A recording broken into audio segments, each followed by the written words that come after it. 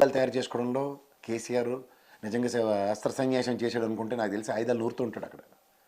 ఆయన్ని ఎవరైనా అండర్మైన్ చేశారంటే వాళ్ళ కర్మ. ఇంత సైలెన్స్ అంటే నాకు తెలిసి ఇలాంటి విషయాల మీద ఆయన ఎక్కువ ఫోకస్ చేస్తూ దీనికి ఒక రణనీతిని రాజనీతిని ఎలా రచించాలో దాని మీద ఉంటాడు. ఈ చిన్న శతక ఎలక్షన్ ఓడిపోయాము, దిగులు పడిపోయాము, వీటికి కాదు, తెలంగాణకి రాబోయే ప్రమాదాన్ని ముందే పసిగట్టి 2 సంవత్సరాలు బట్టి గమ్మున ఉన్నాడు ఆయన. ఇది గమనించమన్నాడు ఎవడన్నా. నేను ఫేలర్లు తీసుకొచ్చి యూనియన్ టెరిటరీ అయిపోతుంది, తొక్క అయిపోతుంది, తోటకూర అయిపోతుంది, కూర్చుని మాట్లాడడం చాలా సులువు. అటు సెకండ్ క్యాప్టెన్ అది చెప్పడం అంతకన్నా ఈజీ. తర్వాత వచ్చి ఉద్యమ నేపథ్యం ఉంటుంది చూడు, దానికి ఒక దశ ఉంటుంది. దశ లేకుండా పోరాటాలతో సాధించుకున్న తెలంగాణకి ఇవాళ ఒక మార్గదర్శకాలు తైర్కానం ఏందనుకో, రాష్ట్ర నలుమూలల నుంచి పేంతారు తాళ్ళని, ఉరితాళ్ళ కింద తర్వాత శాశ్వత సమాధులే. అంత తెలివి లేకుండా జాతీయ పార్టీ స్థాయిలో పెట్టుకోవడానికి ఇవన్నిటికీ నేపథ్యాలు ఎందుకు క్రియేట్ చేసుకున్నాం అనుకున్నాం. రేపు పొద్దున ఇలాంటి దీని మీద వచ్చినప్పుడు వేదికలు క్రియేట్ అవ్వడానికి ఆస్కారాలు ఉంటాయి.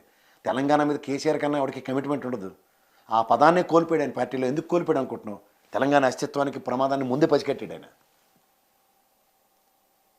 ఇలాంటి వాటి మీద ఇది భారత రాష్ట్ర సమితి కింద ఏర్పడి రాష్ట్రంలో కన్నా దేశంలో ప్రాబల్యం చేసుకొస్తూ మా అస్తిత్వానికి కష్టం వస్తుందని 10 మంది చెప్పుకునే దగ్గర, ఎందుకంటే తెలంగాణ ఏర్పడుతున్న టైంలో 10 మందిని ఒక ఇండిపెండెంట్ పార్టీగా కలిసినప్పుడు ఆయనకు వచ్చిన కష్టం ఆయన గ్రహించకుండా దీని మీద ఒక కార్యాచరణ ఆలోచించుకోకుండా ఆయన పిచ్చోడు కాదు. సో ప్రతిదానికి కొన్ని కారణాలు ఉంటాయి. నేను ఈ మధ్యన అయితే చాలా సీరియస్గా ఆలోచించి ఏంటి టీఆర్ఎస్ తీసి తెలంగాణలో పదాన్ని అంటే ఆయన దానికే ప్రమాదం పసిగట్టినప్పుడు ఏం చేయాలి? టీని కాపాడుకోవాలి. టీ అంటే తెలంగాణని కాపాడాలంటే ఏం చేయాలి?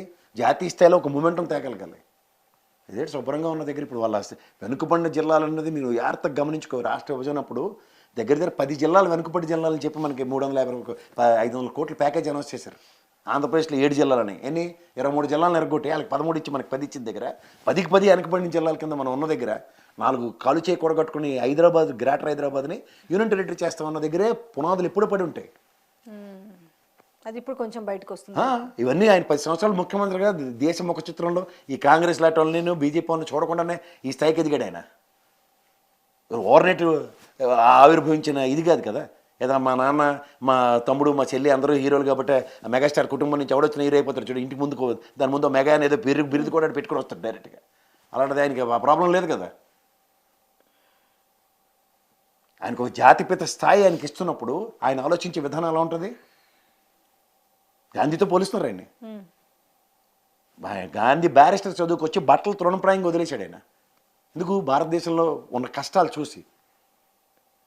నేను కూడా వాళ్ళకి సూటు బూట్ వేసుకుని ఈ విధంగా నటిస్తే నాతో ఉద్యమ నేపథ్యం ఉండదు, కర్ర కటారు పట్టుకుంటండి, కొట్టడం చంపుదాం అంటే ఎంతమంది వస్తారో, ఎన్ని రోజులు వస్తుందో అవన్నీ చూసి లాంగ్ టర్మ్ సస్టైనిటీ కోసం ప్లాన్ చేసుకున్న గాంధీ ఉద్యమం.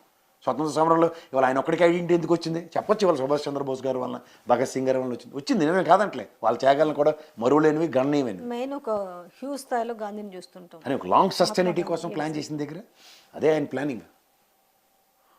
ఇప్పుడు చూడు కాంగ్రెస్ వాళ్ళు ఆ 10 మందిని దూరతెచ్చంలో అవ్వడరే కానీ అర్రే నాకు పిల్లలు పుట్టారు కాబట్టి నువ్వు అక్కర్లేదు, 2 గెలిచాం కాబట్టి మేము గెలిచేస్తామని వేగాలు పోవడం కాదు కదా.